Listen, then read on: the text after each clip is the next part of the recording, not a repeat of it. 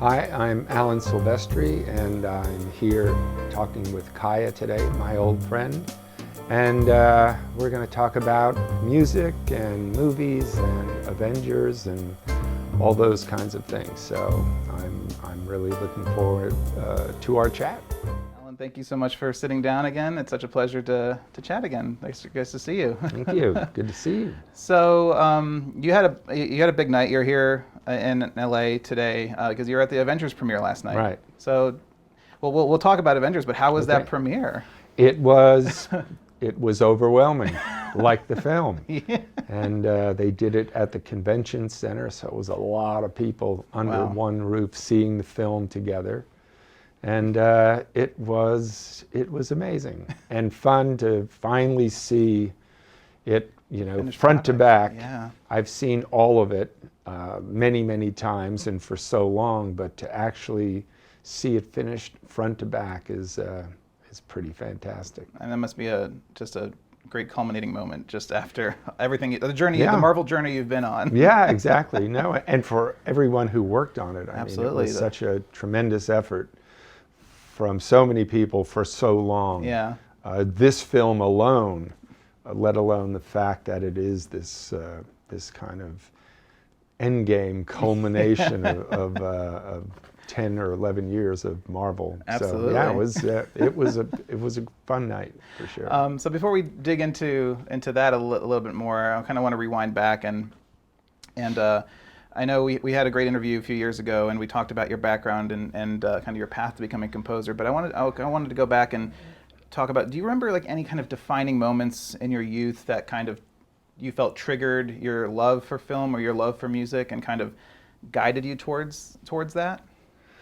Well, music had been very important to me for a long time, and especially when I was in the junior high school years, which would have been when I was 13 years old, 12, 13, 14, 15, that whole area, which would have been 1963, for instance. I was 13.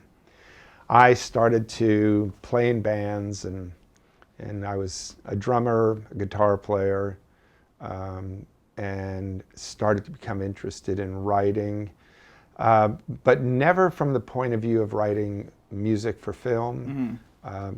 It was something that was kind of not even a possibility. I didn't know anyone in the film industry. I lived in Teaneck, New Jersey at the time, and the film thing happened much later. I went through high school, continued to write and play, went to Berkeley in Boston, and continued to write and play. My interest was always jazz and writing in the big band idiom. That was what I loved. And the film thing is, as it seems many people know, was kind of an accident. Yeah. And one thing led to another, and wound up having a chance to do a film, and that worked. And so then there was another one, and then another one, and it's kind of been pieced together like that for over 45 years now, I think. Does it feel like a blur? Does it feel like it happened so fast, or does it feel like a long time of just kind of being in this industry? Yeah, it's both. I mean, it's both. Yeah. It feels very very linear in a sense. Yeah. I mean, you're starting out, you get this opportunity to do something, and so that happens, but what does that mean? Right. Was it an accident? Well, yeah, sure, it was clearly an accident, but then it worked, and then a second opportunity appears, and it's like, okay, maybe there's something, maybe there's a path here that I haven't quite recognized yet. And it's interesting, over a lot of years in the beginning, I had done a couple of low-budget films. I had done 4 years of the Chips show. Yeah, yeah. And then that stopped abruptly.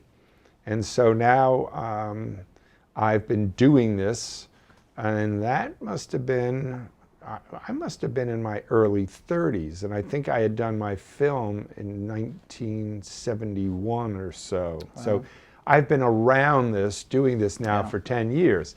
But I remember feeling very clearly, maybe this has all been a mistake. Even after 4 years of a successful show and not being able to get arrested, as they say, and thinking, wow, this whole thing may have just been a little blip in my life, and I got to look in on it, and it's passed me by. And then, you know, the next thing you know, this phone call comes out of the clear blue sky, and there's a man on the other side of the phone named Robert Zemeckis. And it's like, here we go again. and there have been times, even after that, where, you know, you go through a dry spell and you sit there and go, my God, has this all been just, am I finished now? Has it left me? And, you know, because of styles changing in the industry and things like that. And so it's interesting now, having done this for 45 years or whatever it is, I don't somehow assume that it's been anything but a blip. Yeah. I really don't. I'm kind of ready for it to stop, and if it doesn't, that's okay too. And it's interesting. I mean, it might just be part of the temperament of someone who does this job, or a job like this, some kind of writer, or, you know, you truly don't know where what you do comes from in you. Yeah. And so there is, along with that, this kind of a sense of anxiety. It's like, I know I've done it a lot before, but that doesn't mean I can do it again. And it's a very interesting thing. I've never gotten over that. I love getting called to do a film, and then there's that moment where, what am I going to do? Where am I going to start? How am I going to find the notes? Because that's ultimately what it is. You have to find the notes. Right. And I talked with the other composers, and it's funny you mentioned that. Just so I'm guessing that you still have doubt, self-doubt, before every project. But you also do need, I guess, a sense of confidence to do the job that you do. You do. Where does that confidence come from? Well, I think a great part of it now comes through the benefit of history and experience. In the beginning, it comes from youth and brashness. But now, you know, when myself divides and the dark side is there whining and complaining about how we can't do this, it's difficult to allow it to go on too long without saying, you know, you need to stop. Yeah. We've only done this 140 times before, you know, and every time you show up and every time I have to have this talk with you and we find a way. And so that maybe could be interpreted as confidence. Yeah. It certainly helps kind of move through the anxiety and the self-esteem problems. Right. But it's always there for me. I've thought about it so many times. How do I just skip that part? And I've never found a way to skip it. I have to go through this whole emotional curve every time to get to this thing at the end of a project that actually feels like it knows what it's doing and what to do.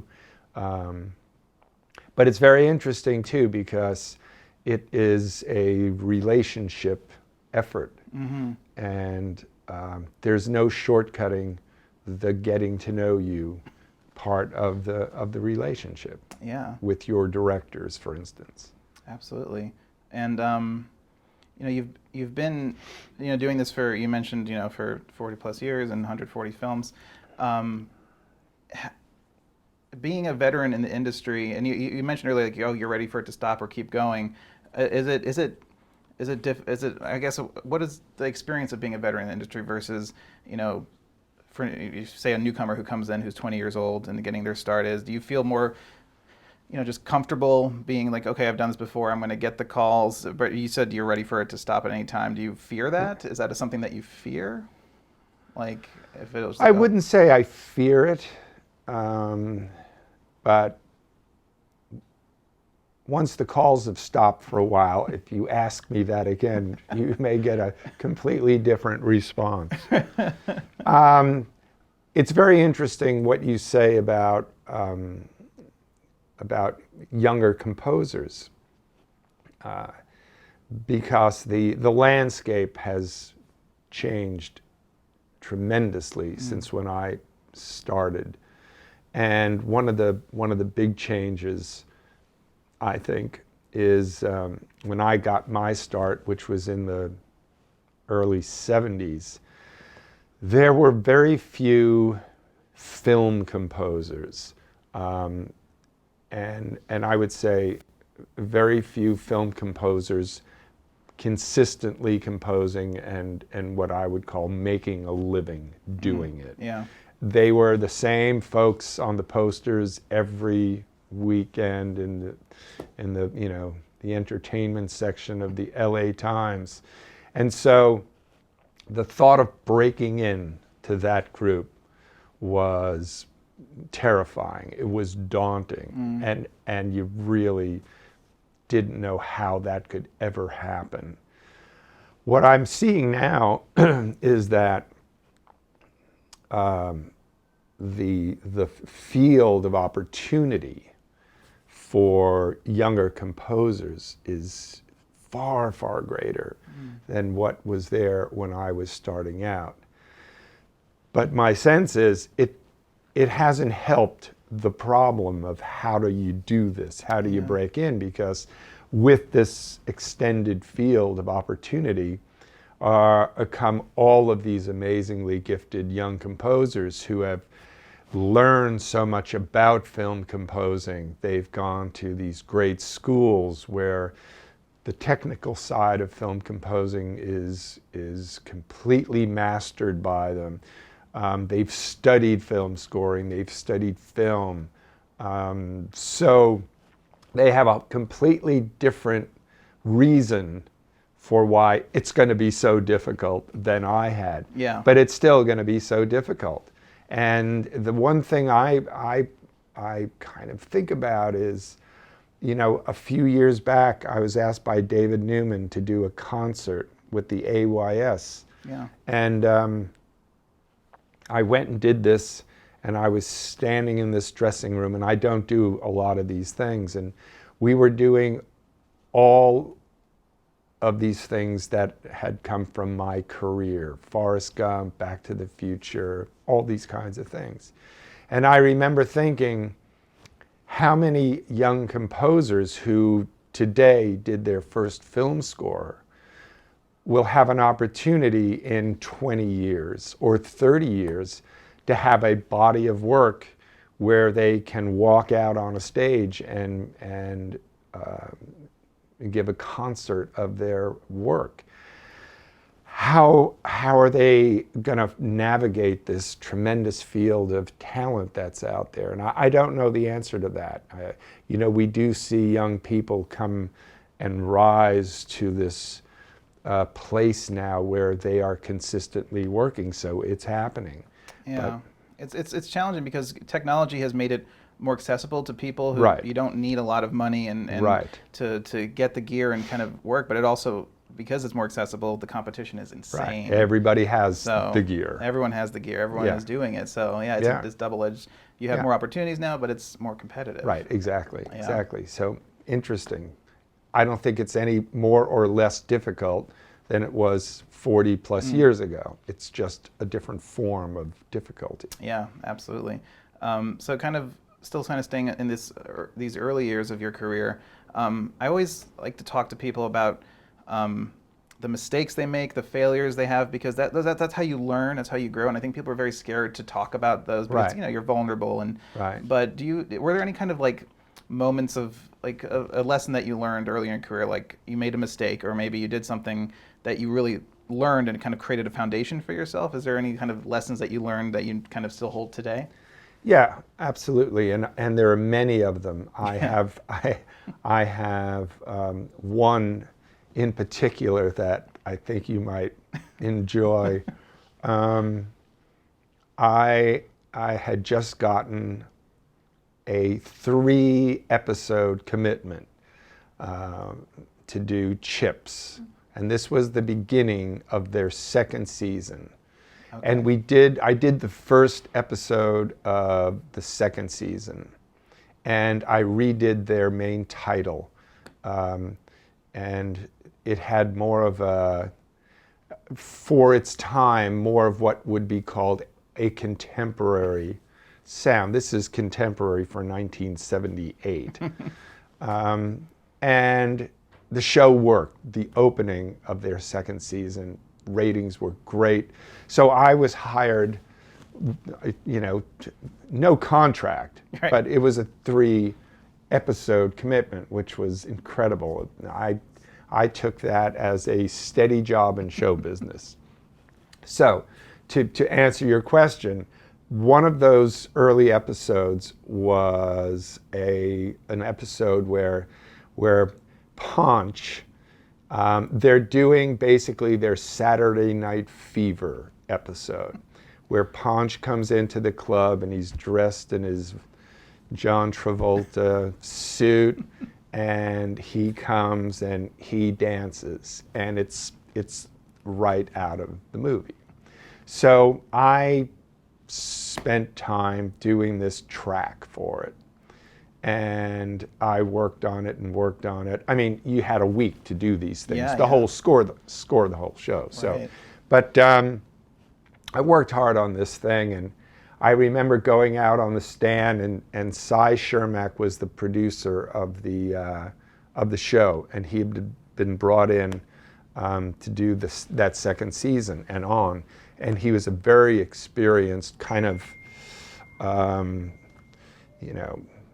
experienced, and I would almost say stern kind of man. Very fair, but very direct, and just a little scary for a new person. Yeah. So anyway, I go out there and do this cue for Paunch's dance. So I'm working really hard on this cue. I go out there, they play it great, and I'm expecting now to just walk into the control room and have Mr. Shermack, just be smiling and patting me on the back and all of this. And when I turn around and start walking, this was out at MGM, which is now Sony, it's almost as though I could see frost from the inside of the control room. And it started to feel a little strange as I'm walking to the control room. And I don't know if you're aware of that studio, but the entrance door, it's almost like a meat locker. Yeah, that's It's like this big thing. So I go in, and Mr. Shermack used to wear a black cowboy hat, kind of like a Clint Eastwood hat, with a straight brim. And he's sitting at the console like this with his head down. And there's a chair next to him where I always sit for the playback of the cue. I sit down with him, and he's dead silent and not moving. So already this is not the reaction I'm expecting, right? So there's some very kind of painful moments of silence. And then he begins to speak, but he doesn't look at me. He's just looking straight ahead. And he said, my job here is to try to make this show as good as we can make it. And the primary aspect of that job is to take care of my talent. I have these stars, and it's really up to me to have them look as good as they possibly can, sound as good as they possibly can, because that's what's important for the show. He said, so I need you to understand that this is not the Alan Silvestri hour. And like, this is, you know, in the room full of folks, you know, assistants, engineers, everybody there. And I remember it like it was yesterday. It's like I had lost my mind. Wow. I had completely forgotten what my place, I like to say, what my place in the food chain was. Mm-hmm. And I was just some idiot out there thinking that this somehow was about my music. Mm-hmm. And it was such a shocking comeuppance for me that I've never forgotten it. And that part of myself is something I have had to learn about over my entire career. Yeah. It's you know, I have had to grow up and mature, and thankfully there have been people who have stood by me through this difficult, painful process. The most, you know, important person being Robert Zemeckis. I mean, I really feel like he mentored me through this painful growing up process. And now I can say that, or I'd like to say that I've grown up a bit. Yeah. And I understand much more clearly what I'm being asked to do and what my place in all of it is. And it's different. And it's been very helpful for me and for the directors I work for, because I'm not that adolescent idiot. Yeah. Not in the same way. And it makes for a much more immediate collaborative experience for all of us trying to make the film great. Yeah. Not trying to make ourselves great. Right. Right. Yeah, so you mentioned Robert Zemeckis as being kind of this prominent figure, of course, in your career, and I mean, you're still working together.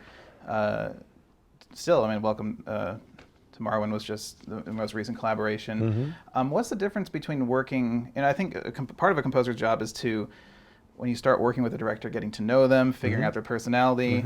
What's the difference working with Robert now versus starting a new collaborative relationship with a new director? Is there a difference working with somebody brand new versus with Robert for how many films you've done? Oh, absolutely, absolutely. And it's as simple as, you know, thinking in terms of any kind of relationship you might have, whether it's a couple, two people living together, or someone on a team, a sports figure who works on a team, an orchestra member, in terms of how it is to play with colleagues for a period of time and kind of know how your colleagues, your teammates move, perform, their timing, their sensibilities. So yeah, it's very different. And I know Bob likes to think of it in terms of a shorthand that has developed. There is certainly that. There's certainly a kind of trust that allows for a kind of vulnerability, that allows for a kind of directness. You know, it's people who are performers, and that is the director, the actors, the composer, the players. They have at the same time thick skins and thin skins. and they have a very kind of emotional side, and sometimes volatilely so. It's part of where the fire of their performance comes from, but it's also a little dangerous at some time. Yeah. And so criticism is always an interesting event.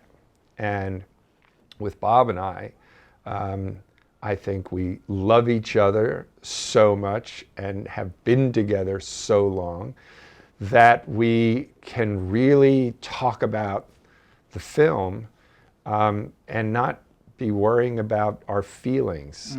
And that doesn't mean, I mean, everything Bob has ever said to me in terms of a criticism has been with the utmost respect. But it's just even better now because we just get right to it. Yeah. And we don't waste any time about things. And so it's an amazing thing and very treasured for me because, you know, that takes a lot of time to develop. And most folks, I would say many folks never have the opportunity to experience that kind of long-term relationship in this business. And then certainly one this long is it's a rare thing. Yeah, absolutely. And you mentioned that kind of vulnerability that you're able to have with somebody like that. But I think just in general, the art form of writing music or telling stories, where you know, screenwriter, director, you have to be vulnerable with your emotions. And is your writing process, do you, like, when you have to hone in on if you need to make this scene somebody cry, do you hone in on your kind of deeper inner emotions? Do you look at your own life? And I've talked to some composers who say, oh, it's not autobiographical. I never go back to like a sad moment in my life to pull that emotion. I just know how to craft it for the scene. Or do you know? Maybe I'm doing a poor job of asking the question. No, you're not. I think I know what you're speaking about. I have a slightly different sense of it, but I'm agreeing with what you're saying. And I've looked at this now a little more directly over the past few years. What I find I have to do is not go back into my past. I have to go back into the character's past. Okay, yeah. And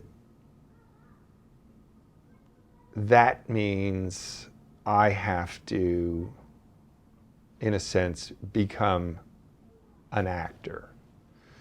And I have to live that scene. And I've never acted, but I've gained a tremendous respect for actors as I've started to realize what my process really is. And it's the only way for me it can work, and it's always the way I've done it, but I've never really thought about it. It's got to be the same as when an actor prepares their, you know, they learn their lines or not, but they go onto a set and they have to go somewhere innerly and emotionally to do what they have to do. And there's no other way to do it. So the idea of crafting it is not, for me, there's a kind of a negative cast to that, because it's like saying, well, I know when I do this and this and this, people cry. It's not really like that, although there is something about a vocabulary musically that can express emotion, but that doesn't account for the sense of timing, for instance. You know, an emotion as it moves in a scene, and for music to be part of that scene, there has to be a synchronicity. I mean, you have to be with that performance. And if you're willfully ahead of it, crafting something or crafting it late, it's not going to feel right. And if it doesn't feel right, it's not going to work. So it really is a question of going into that character's performance right there and working through that performance. Now, I do know if I don't have tears in my eyes in a scene where that is what we're looking for as a response to the telling of the story right there, if I don't feel that and have that, Yeah. no one else will. Right. So I then am the barometer of when I've achieved that or not, or whether I've achieved that or not. And I trust that.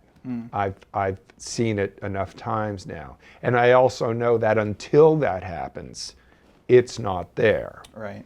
And so that's interesting too. So you know you're not finished until that happens. I'm not finished until that happens, whatever that is. Whether it's a moment of joy, a moment of exuberance, tears, whatever it is, that's when I know I'm finished, is when I'm feeling that. Yeah. From what I've done, which is no surprise to me. I mean, I know what the notes are, and here they come, and I get that emotional response myself, and that's how that works for me. So it's interesting too. I never understood why I could sit in a room for 8 hours or sometimes 10 hours and then be exhausted. And it's not because, I've been working out somehow physically. I've been on a soundstage as an actor all that time, having to go to that place, and live through that emotional arc, and it's tiring. Just as I would imagine an actor doing a very emotional scene would be spent at the end of their day. It's fascinating. Emotions drain you. I mean, it's also, you look at kind of introverted people, which I'm a little bit of an introvert. My wife's, and when you are out there just with people in the world, it drains you. Absolutely. Yeah, so. It all requires energy. You have to show up on the inside for the conditions. And if it's not a natural response for you, it's gonna cost you. Yeah. Do you think you've become a better storyteller as you've kind of lived your life? I mean, are there certain points in your life that kind of change your perspective, whether it's when you became a husband, became a father, a grandfather, that changes you? Did it change your way of looking at the world and making you a better storyteller, do you think? I think absolutely. Yeah. Absolutely. I mean, in the end, you need a vocabulary. Just as a writer of words would need a vocabulary, you need that, which is coming from your time studying music and being with music. But then for storytelling, you need a story vocabulary and you need an emotional vocabulary. So perfect example for me was I had a 2-year-old son. I still have him, but it was touch and go when he was 2. He was diagnosed with type 1 juvenile diabetes. Oh, wow. We were literally minutes away from losing him, and lived through that experience. He's great now. It's amazing. And it's amazing, and it's all great. But shortly thereafter, I was working on Forrest Gump. Wow. And when I was working on the scene where young Forrest is running with his braces, and then this is a kid now who thought he was broken. Yeah. And had all of this hardware to shore him up. And the magic of that scene for me was that he discovered, as the hardware started to fall off, he had this moment of recognition where he looks down and he's cured. Not only is he not broken, but he's gifted. Yeah. I felt my son's path in this. It wasn't, again, like I was channeling anything directly. Right. But I had now had the opportunity to live through something. Yeah. And we have not still had the moment where the hardware falls off and the recognition comes. And it's been 22 or 23 years. But to see it on young Forrest's face and know that we might, as a family, experience that someday is still very powerful for us, and part of what keeps us hopeful in our work for the cure, fundraising, and all the rest of it. So absolutely everything in your life, you know, if you have a love life that goes wrong, broken hearts, a broken heart, any kind of loss, tragedy, yeah. and any kind of success, any kind of, you know, sense of triumph. All of this stuff is now part of your emotional fabric. Yeah. And it's in there, and it's part of your voice now going forward. It's just how it is. Yeah. I mean, it's also why I fell in love with movies. It's just kind of this. When I was young, I either wanted to get into, I was really in love with the animals and stuff, you know, Right. I wanted to do marine biology or something, but I fell in love with filmmaking because it was the only thing that made sense to me. Yeah, It was yeah, like yeah. the only thing that made sense about what my emotions were at the time growing up, and it made sense of the world, and then examining other people and learning about other people's stories. I don't Right, know, that's what right. I love about the whole form. Yeah, it's magnificent. So I wanted to jump into and maybe talk some about some of we did hit some of your projects in our last interview, but I think what I really love about your music is your themes, and I think your themes are so beautiful and they anchor the films that you work on. And I was wondering if I could just rally, you know, just kind of toss out some film titles, and you can maybe talk about how that theme came to be, or maybe the Sure. backstory of the theme. Sure. So let's start with a really iconic one, which is Predator, which is it's such a testosterone, masculine thing. Right. So where did that theme come from, I guess, for that film, within you? Well, it was, you know, there were many aspects thematically to Predator. Yeah. A lot of it was kind of sonic tone and all that, but the main title theme is clearly a theme. Yeah. It has a very martial aspect to it. Yeah. Because these were military guys. It has a very kind of what we have associated with masculine, Yeah. which does not exclude women, but in terms of, I think, what that kind of pounding Yeah. sensibility was, you know, we've got Arnold Schwarzenegger looking magnificent. We've got, this is about power, and it's ultimately about, you know, it's a cage fight Yeah. between two dudes is really where it heads. Yeah. You know? And so that's what the essence of that film was about. And so I kind of looked for something, you know, this dum, bum, ba, ba, bum. It's like bum, ba, ba, ba, ba, ba. Yeah. Ba, ba, ba, bum. And then beautiful strings. Yeah. You know, it had to be dramatic. It had to have a sense of heroism. Yeah. But it had to be hitting. I do a lot of hitting with big hammers.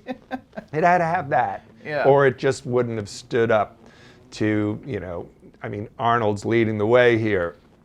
you got to try to hit as hard as you know he's going to hit. Yeah. So that's kind of how,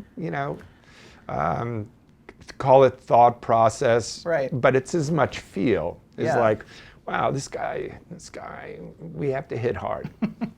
He will, so we have to. And that theme has, I mean, it's endured. It's so amazing. Yeah, it's been great. It's That. Did you get a chance to listen to what Henry did with your theme? Yes, yeah. Yeah. He's fantastic.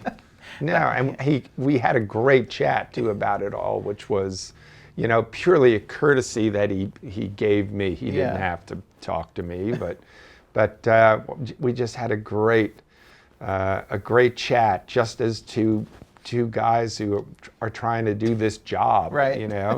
I had only met Henry once before. I met him at a little discussion group we did years ago, and so I really haven't had a chance to spend time with him. But the 2 times I have, he's just fantastic. Oh, he's a blast to chat with. He's the best. So.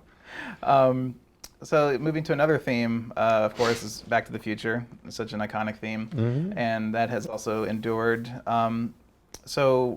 And that was a Bob Zemeckis film. So talk about where that theme came from, kind of encompassing that adventure, that kind of lift kind of thing. Right. Yeah. Right.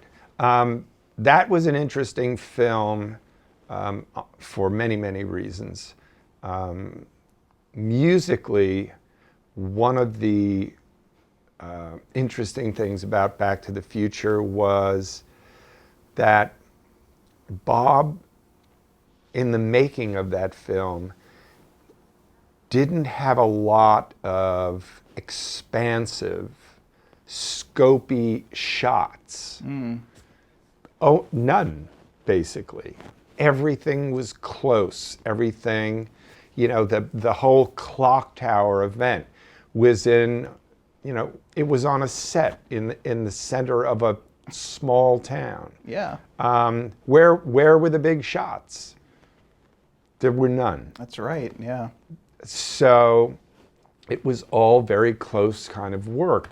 And yet, it's about great heroism, great friendship, great love, great adventure, but no real visual panoramas. Yeah, certainly, to give you that big desert shot, looking off into infinity. None of that. So when I first met Bob, I met him while he was shooting the Enchantment Under the Sea dance at a church on Franklin Avenue in Hollywood. And he was in the midst of a lot. It was probably his biggest setup day in the making of the film. And so we're talking in the cracks, and he finally turns to me at one point and he goes, "It's got to be Big Al." And he's doing this with his hands, like over his head. And he's talking to everybody because he's directing 150 people probably. Yeah. But then he'd come back, "Big." So I walked out with that kind of burned into the EEPROM. Yeah. It's got to be big. It's got to be big. So I went back, and it's a big story. Again, like I was saying, high adventure, great love, great friendship. And that came out very quickly. I knew I needed something heroic. I knew it had to be able to be played big. I very often think in terms of a simple song. Because you have to have that hook, right? There has to be... Well, you have to have, very often, like a song, you have to have a verse and a chorus. Yeah. You have to have a place where you tell the story, and then you have to have a place where you celebrate the story. Yeah. And so, Back to the Future, it's a very simple song form. It's an AABA song. Right. It's verse, chorus, and you're there.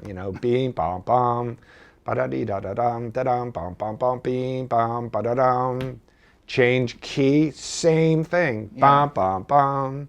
Ba-da-dee, da-da-dum, da-da-da-dum, dum, dee, dum, da-da-dum. Great. But that's not where we raise our fist. We do it when bum, ba-da-dee, dum, dum, dum. Right? Yeah, yeah. So it's a real simple concept. Wow. And it's a simple song form. And so, you know, the difference between songwriting and composing, film composing, I would say, is that the songwriting is the songwriting, and there it is. It's a melody line and chords, literally. Yeah. But now, how do you take every bit of that is now some valuable asset in the scoring process of the film. Yeah. So, if we're looking at something mysterious and we go, bing, bum, bum, bum, bum, bum. It's the first bar of the theme, Yeah. but it's now starting to travel score-wise through the movie. Right, right. You know, when George picks Lorraine up, and we use that little bit of the B section, da da dee da da dee da da dum, ba dee da dee. We're playing it beautifully with strings, very slowly. It's not a big brassy heroic treatment of the theme. It's really soft, and the strings are carrying the weight of that. But it's like part of our fabric now. And so all the pieces of that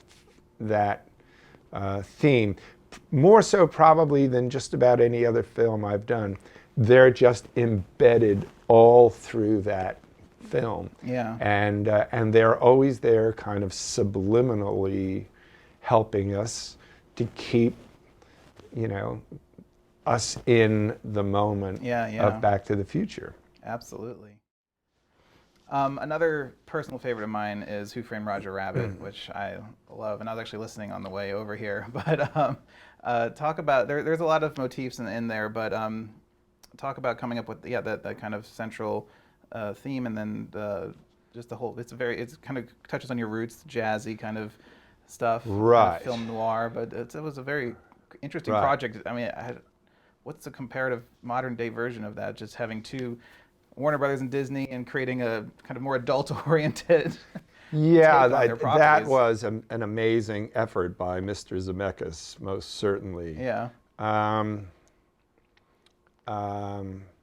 Well, look. So first of all, we had the out-and-out cartoon aspect of it, and you know, the start of that for me was the Maroon cartoon. Yeah.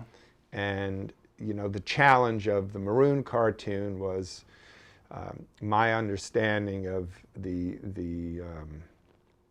great days of writing for the great cartoons was that they were very often created with storyboards, and a composer came in and wrote, and then the animators would actually animate to the score. That's where you get that very in tune with the music. Yes, You're scoring motion and action. Right. Yeah. A lot of what they call in the business Mickey Mousing. Mickey Mousing, yeah. Right.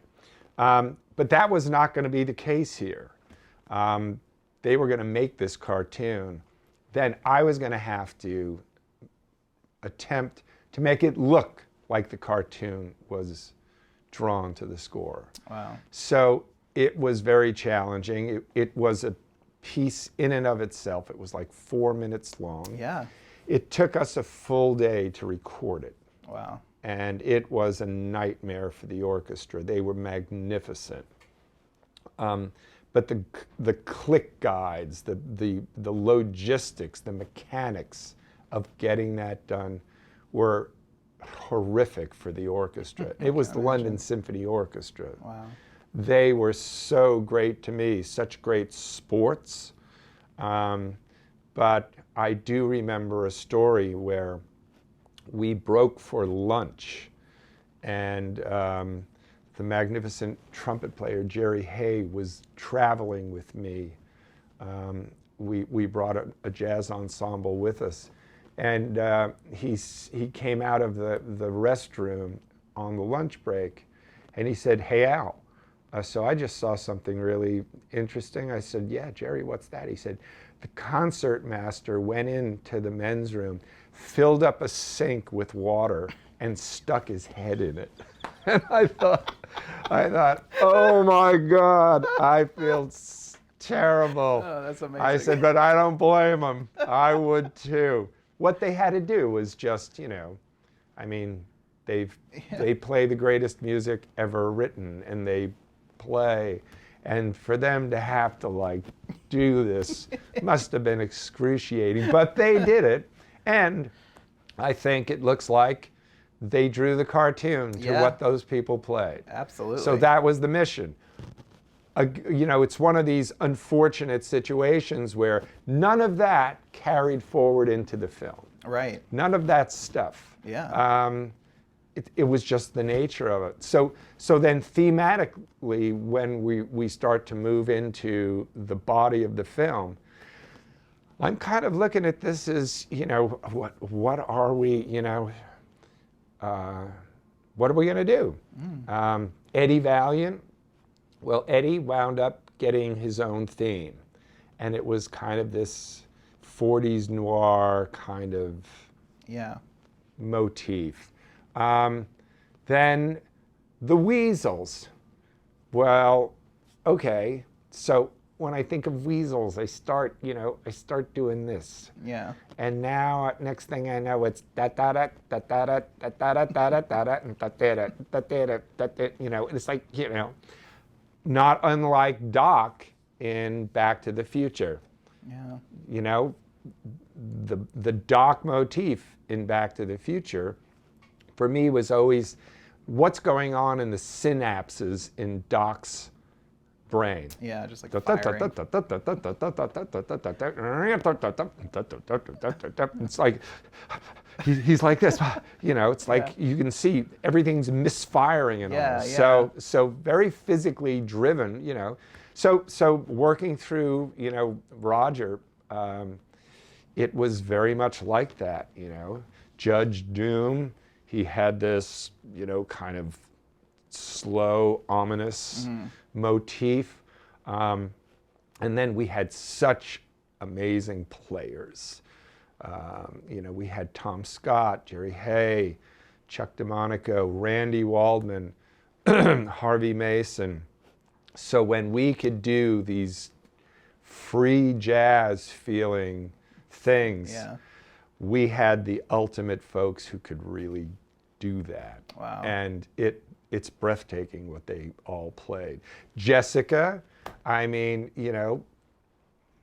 she had what one would expect, bum, bum, ba, bum, bum, bum. It's like, Tom Scott played her theme. Yeah. And it was this, it's just vampy. I love it. She's a stripper. Yeah. Who never, pays off. Right. But it's purely sensual and sexual what she's delivering. Yeah. So it's, I played her like like a stripper. Yeah. And she was drawn that way. Yeah, she was drawn that way. It wasn't my fault. It wasn't your fault. She was drawn that way. So, again, I'm just following Bob's lead. What's, what it seems to need. Yeah. And you can't go too far wrong if you follow what your directors are trying to do. Yeah. I was there's one scene in that film that I love so much, and it's when you mention Roger Rabbit, nobody ever mentions this scene really. It's not like but it's the scene when Eddie is looking through his old photos and sees the photos of his brother. Right. And the way like Bob structured that scene, the way you scored it, it's just like, it reminds me how, and this is kind of, it all tied together. I was filming for this event for the Orville, where Seth MacFarlane was there, and he had all his composers, and he was talking about how directors today don't leave room for music. Right. And he was quoting that scene from Star Wars, of course, looking at the two suns and how John's music comes in. Right. And the fact that you were able to do that with Roger Rabbit in a similar fashion, get all this information with no dialogue. We Right. knew exactly when that Right. music turns and he sees his brother and Right. he's going, and you feel the hole, the emptiness, and you get it. You don't have to have him sit in the scene going, "Oh, I miss my brother," and Right. no exposition needed. Right, And I right. thought that was such a beautiful scene. Yeah, it was, and clearly Bob made room. Yeah. He knew. Because without music, that scene is so dry, and it has no context. It's a tracking shot. Yeah. But he, would he have shot it that way if that was our first movie? I don't know. Yeah. But by now, we had done some things together, and he may have felt like, I don't know what Al's going to do, but he's going to have to figure this out because this is how I'm going to shoot this. Yeah. And so you do have to leave room, and it's not, I'm sure it's not always easy. I know in the Run Forrest Run scene, you look at that scene without any music, and that filmmaker has to really know what they're doing and have confidence that when the rest of the pieces arrive, and one of them being music, that this is all going to make sense, because otherwise it's just long shots of someone running in a field. Yeah, and how's that gonna work? Yeah. So you were mentioning Forrest Gump, which is of course another film which has amazing thematic material all through it. So you mentioned the Run Forrest Run scene, and I know the last time we talked, you talked about the feather, but that film is. There's a lot going on in the movie just with music as well, because you're sharing space with all these iconic songs. Right. Was that? But then you have those moments which you talk about, which we remember, and I feel like your score did shine through it. Was that difficult to kind of spot that thing, or? It was not difficult at all to spot that. Okay. What was difficult was to think about spotting it, and to wonder how we were going to spot it. I remember in the weeks leading up to when we did spot it, I remember getting a call from Bob, and in one call he said, Al, I've been looking at this, and I think there's going to be a ton of score in this movie. It's like, okay.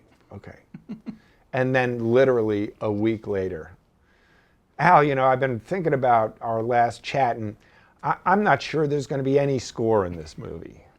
And it's like, okay. And so we know now we have all of these songs. They're in there. They're placed for the most part. And so the day approaches, what on earth are we going to do? And I remember Bob and I sat there, and it was so clear what it needed and what was score, what the songs were doing. And we went back after the fact. I did, certainly, to think about why was it that easy, and when there was so much apprehension about it going in. And the songs had this amazing ability to remind us of where we were when we heard these songs. Yeah. And so what he did so brilliantly with them was he put everybody back into that time through the use of those songs. Absolutely. And it was uncanny how that happened. But all the emotional trajectories of the characters were score. Yeah. And they should have been. And the two areas had no conflict, because although it was music, they were functioning in completely different ways in the movie. Yeah. And so it was crystal clear where score should be and where the song should be, and it was one of the easier spotting sessions Oh, that's because of that. Yeah, they never step on each other's toes. No. Yeah.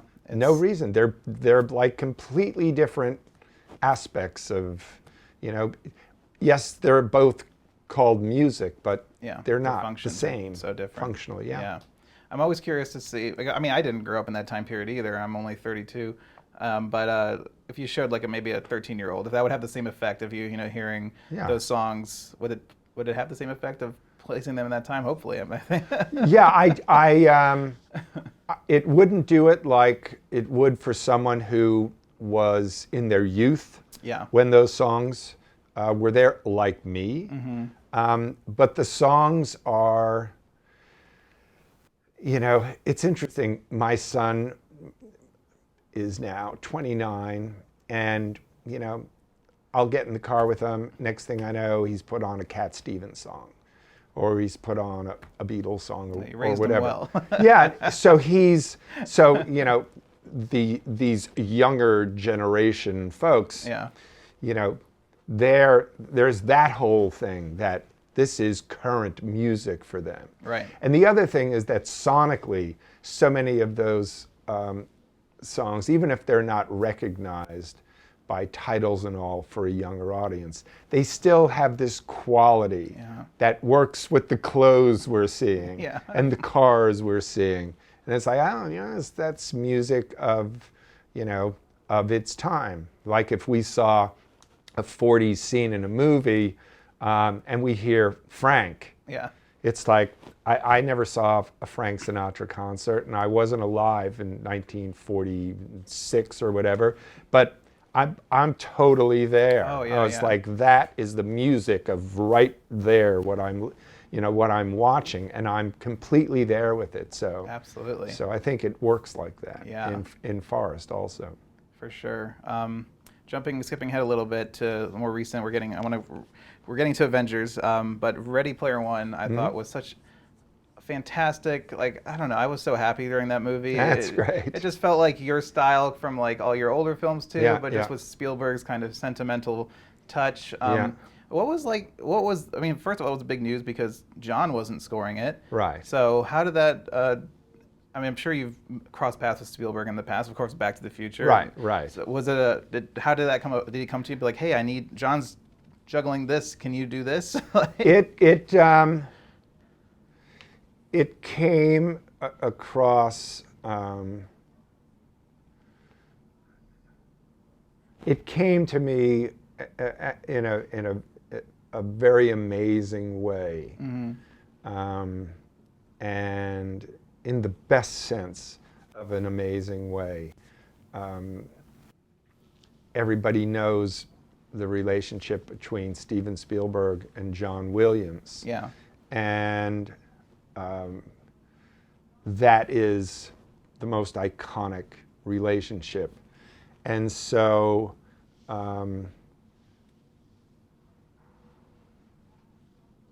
that relationship is cared for most beautifully.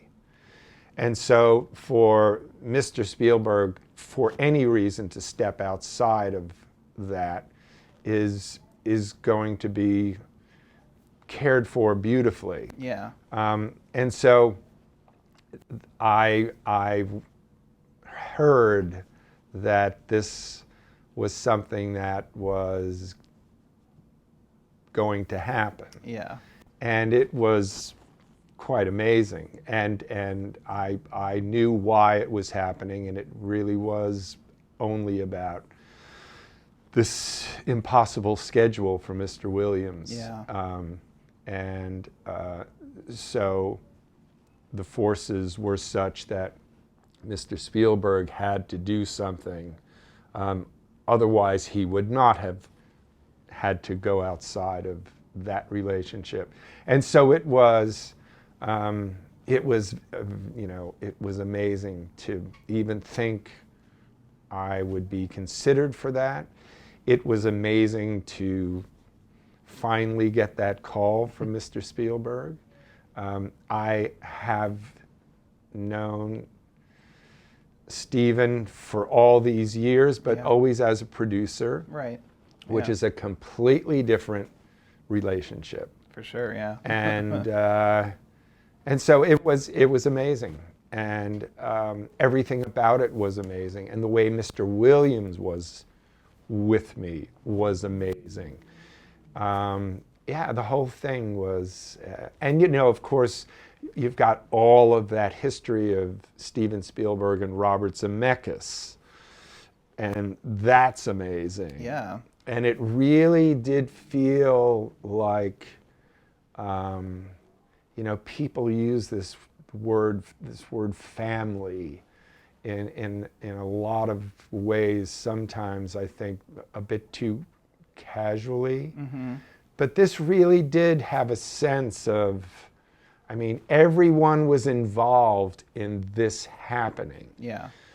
Robert Zemeckis, Mr. Williams, Mr. Spielberg. This wasn't just like somebody picking up a phone and making a phone call. It all was kind of beautifully presented, and it was amazing to have a chance to do it. It's such a great, just a great, fun film, and the source material is fantastic, and and then on top of it, Steven Spielberg is creating this such a lovely homage to his friend, who I happen to have worked with on that film. Yeah, you got to quote yourself. And you know, Steven wanted that. He didn't want it like that. You know, that was part of the fun for him. You know, was to bring all of these nostalgic images of that time period, records, visual things, to bring them into this one collection, you know, under the roof of one film, as it were. He had the greatest time with that. Oh my God! And who else to do it? You know, he loves it all. Yeah. So it was an amazing experience. That's fantastic. So, coming up to what we're here kind of also to talk about, of course, Avengers. Mm-hmm. Another fantastic theme that I love, and you were just showing me before we started a little clip that Kevin Feige was talking about, that iconic moment from the first Avengers. Mm-hmm. So in the Marvel universe we're like 22 films deep now? I think so, 21, 22. And that's a lot of music in those movies. So when it came time to bring them together for the first time, that must have been daunting, because I feel like having an ensemble cast, they've all had their own separate adventures. You scored, of course, Captain America, the first Avenger, and other characters had separate musical identities coming together, but you had to create this kind of solid singular entity of all of them together, right? Right. So the theme, when I use the term simple, I don't mean it as in a very... No, but it is a good term. Yeah, I love, like, it's simple. I think simple is better. Yeah. But it's so simple, but it just nails it. Well, look, you know, this is, sometimes you get lucky. Very often, what I'll do when asked for something thematic, and I clearly was on, you know, let's talk about Avengers 1. Very often what I'll do is I'll look for a place in the film where I can say, well, if there's any place we're going to need it, it's right here. Yeah.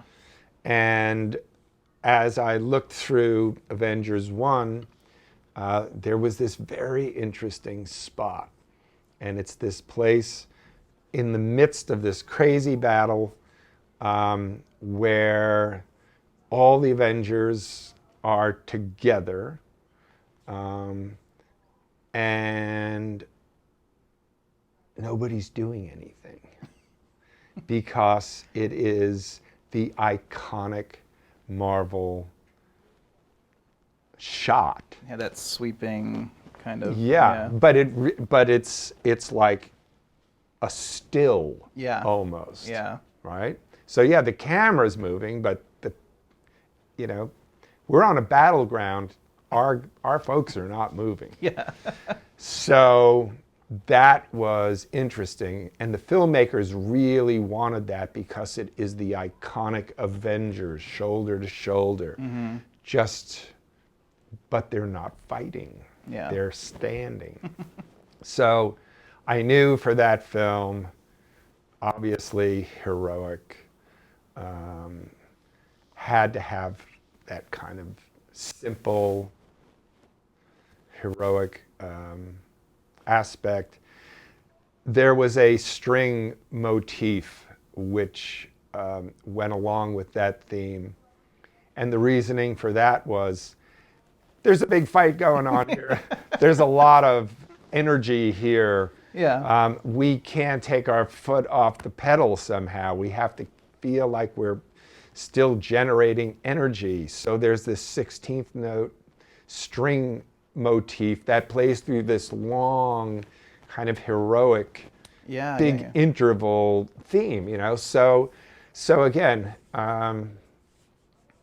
it's a simple tune. Yeah, but it's become, and you didn't do the second one, but Brian and Danny used it in the second one, and now you came back for Infinity War and now Endgame. Yeah. Those two movies, I think, were originally supposed to be one film, and then they split into two. And this final piece is 3 hours long. It's a mammoth undertaking. It is. How much music did you end up doing for Endgame? We recorded over 200 minutes of music. Wow. I wrote well over that, because there were things that I had done that through the editorial process and all, we wound up not using.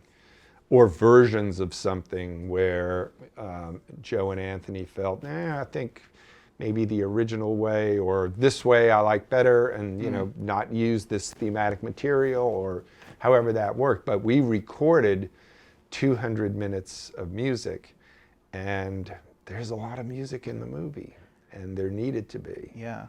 And it's interesting because for me, it doesn't feel like Infinity War and Endgame were one thing cut in half. They really feel different.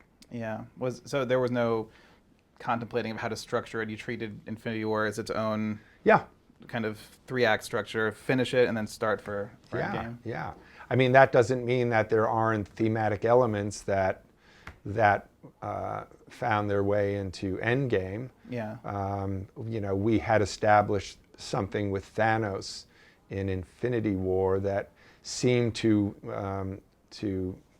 he seemed to wear well, so there was no reason not to have some of that sense in Endgame. There were also quite a few new things in Endgame that required new thematic material, started from nothing.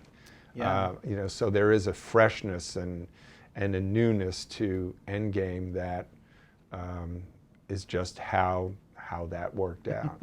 Is it difficult when because you have that theme now that you created, and people are probably going to expect it? I mean, was it the same as like Avengers 1 where, we have a moment for this? Like, do you build up to it to certain moments and kind of release that theme? You know, it's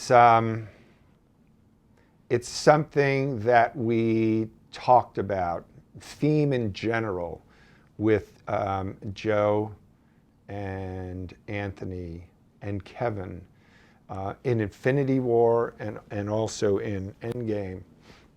How we have that now. We know that. How do we use it, and how do we not abuse it? Exactly, yeah. Because it's so easy to abuse it. Right. And so one of the things I think that the filmmakers came to early on, which was a very clear direction, was somehow the music is going to have to function as a unifier because of the sheer number of characters involved. Yeah. And so in Endgame, even more so than Infinity War, the thought of having everyone's little theme kind of appear every time they did was going to be so kind of crippling. Yeah, for sure. That you know, we still had the overall view of Avengers. So we still had a reason to visit our Avengers thematic material. We still have Thanos. He's still the team to beat. Yeah. So, okay. Yeah,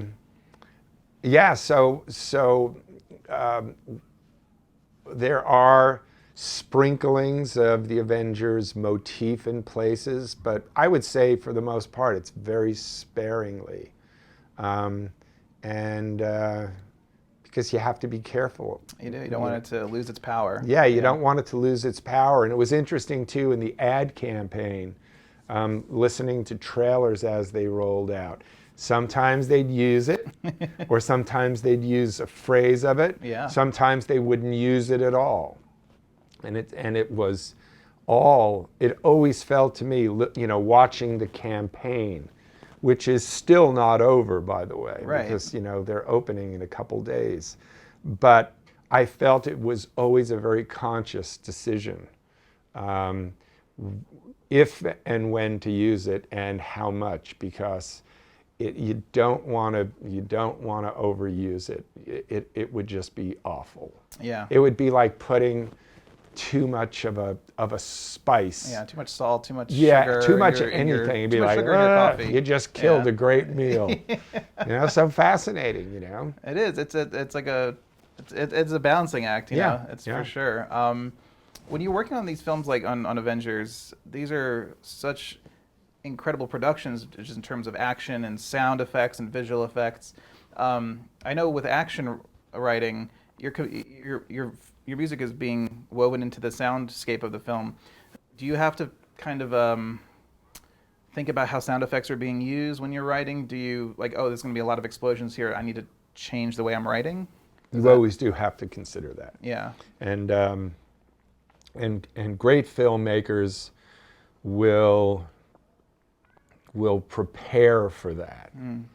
And because there's an actual physical phenomenon with our ears where if they are bombarded with enough sound pressure, they'll start to close down. And it's interesting, I read something many years ago about that. I believe it was a book about acoustics. And the person writing said, here's the perfect way to experience it. Have you ever gotten into your car in the morning and started your car and your stereo in your car was like, wow, just blew your head off? Yeah. Well, when you drove home last night, you were just grooving along and that was fine. Right. And you were like, you know, this is great. But after a night's sleep and the compression factor of your ears having a chance to calm down and not being bombarded with sound when they're sensitive and fresh, that's shocking. So great filmmakers, in the midst of having to deliver very intense sound for long periods, will still find a way to give your ears a rest. Yeah. And so masterful sound effects and sound design people understand all this. And the composer has to follow along. And then sometimes filmmakers will take sound away. Yeah. And now this is a music moment. You'll see a character running across a battlefield and there'll be all these explosions, and little by little they'll start to fade away, and we're seeing them all, and music will start to bleed up, and it goes from one kind of event to another kind of event. Yeah. So yeah, all of those things have to be considered all the time for a composer. That's but I love it when they do find that balance and they let the music come in. There's something so, when you shift that perspective, when you drown out the sound effects, all the kind of diegetic sounds, and just bring the music up, it pulls you away from it a little bit, and then it does that's where I think you get those big kind of emotional moments. Yeah. It's all a very kind of interesting equation. It has to be balanced and mixed moment by moment. So now that Avengers is done, the Endgame is here. What has been kind of your some of your favorite Marvel memories or Marvel moments of working on these films in terms of like your career coming up to this point and kind of, I mean. Yeah. Well, you know, I have to say that probably after my 4 films with Marvel, the most incredible thing has been the fact that one gets to even do something like this. Yeah. You know, the continuous thread for me in my 4 Marvel films is Kevin Feige. I did Captain America with Joe Johnson, which was great. And I did Avengers 1 with Joss Whedon, which was great. And the last 2 with Joe and Anthony Russo, which was great. I mean, fantastic. All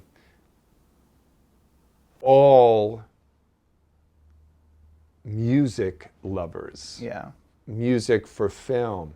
And starting with Kevin Feige, he just loves film music.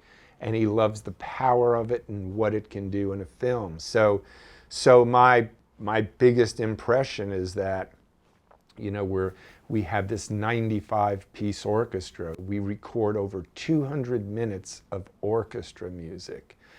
Where on earth does a composer have the opportunity to do something like that? I know, that's amazing. And the most magnificent musicians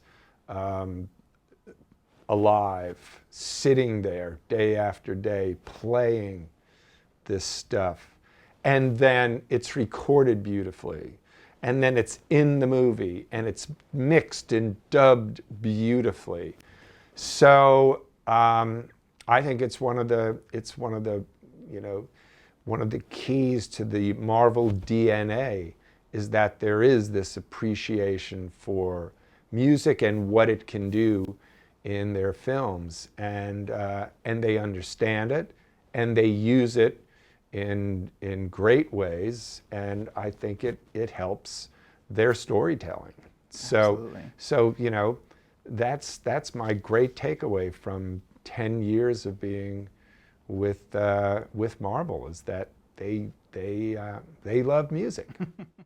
To kind of wrap things up, we were just, you know, talking about Marvel and everything that you could kind of experience through it. Why do you think we're seeing this kind of rise of superheroes and kind of the superhero genre? Why do you think people love it so much? Why do people come out in droves? I mean, Endgame is bound to break records at the box office. People are thirsty and hungry for this kind of content and to go and experience this. Why do you think we're so in love with superheroes?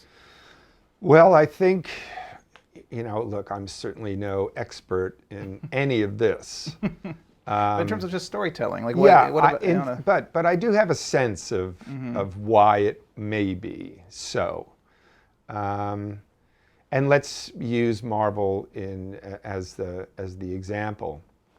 One of the things that I've found over my time with Marvel is they have very three-dimensional bad guys. They are based, these stories, on comic books. Now, folks who don't understand comic books will potentially at face value go, you know, it's like a little, you know, two-dimensional little, you know. But in fact, the way Marvel in particular treats their bad guys is anything but that. They are very complicated people, individuals. For my personal experience, you know, I began with Red Skull, and then moved on to Thanos. Red Skull, I thought was a fascinating character. And one of the fascinating things for me was Red Skull for me was a lover scorned. Mm-hmm. Red Skull was designed to be the ultimate gift to Hitler, the one who could give Hitler his wildest and, of course, most horrific dreams, make them all come true. He was broken. Red Skull didn't quite work, and so he was cast aside by the folks who had created him. And he was heartbroken. Yeah. And that, to me, makes for a fantastic bad guy. Because he's made to be bad, but his heart's broken. Yeah, yeah. And now we come to Thanos. Thanos is this dark, monstrous, powerful thing. But Thanos thinks there's something that needs to be done in the universe, and he thinks he's the only one who has the skill set to do it. And that skill set isn't just physical. He thinks he has the mental skill set. He understands the problem. He understands that the universe is going to eat itself alive unless it's pared down. And he comes up with this way to do it. And as far as he's concerned, somebody's got to do this. Yeah, yeah. Okay? And so it's him. So, you know, kind of a long-winded way to get to your question about superhero movies, but I think they inject a level of unreality that lets us off some kind of hook. We can, at any moment we choose, turn around to ourselves and go, don't worry, it's a comic book. Yeah. It's a comic book. But then what Marvel does is it creates these amazing relationships between these characters, really emotional stuff, really great stuff. And they bring it to us with all this intensity, knowing that at any point we can go, it's just a comic book. Yeah, yeah. And so you can show tremendous emotional, powerful things about good and evil, about love, about friendships. Stuff that would be almost too hard to take. And the audience always knows at any time I have a button I can push. It's just a comic book. Yeah. It's just a comic book. Yeah, and that gets me through that. Yeah. Oh, something happened. It's just a comic book. And so I think it's a way like the great Mary Poppins idea. A spoonful of sugar helps the medicine go down. Absolutely. Well, just that little relief valve, if you want it, I think allows Marvel to tell big stories and powerful stories, and they're universal stories. Yeah. And it's bigger than life, and okay, so it's not my neighborhood, it's bigger than life, but it is your neighborhood. Right. It is about your best friend. It is about your enemies, or those who you perceive as different than you, and they're your enemies. It's about you. Yeah. And you had that little way out. Anytime it gets a little bit too warm in the room. Yeah. and I think they understand that at Marvel. Yeah. And again, I have to mention Mr. Feige's name. I've seen him through 10 years of being there. Yeah. And seen it with those who work with him. Working with Joe and Anthony Russo, they were fearless in how they told their story. Right. They just would not take the easy way out. They made decisions that I thought were so bold. And they're like, we have to do this. We have to. Yeah. And it's fantastic, you know? Absolutely. So it's alive, for all of its continuity and sensibility, it's not formulaic. Yeah.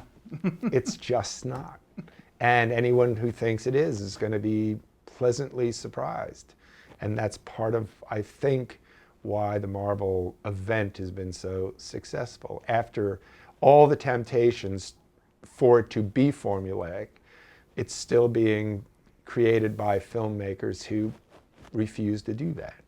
Absolutely. Yeah, it's fantastic. Yeah. Well, Al, thank you so much for sitting down today and Thank chatting. you. It's been such a pleasure again to talk and discuss and everything. So really, thank you so Well, much. it's been a pleasure for me, and it's you know your subject so well and so beautifully. It's so relaxing and nice to just talk about this thing that we both find ourselves in. It's great. So thank you so much. Thanks.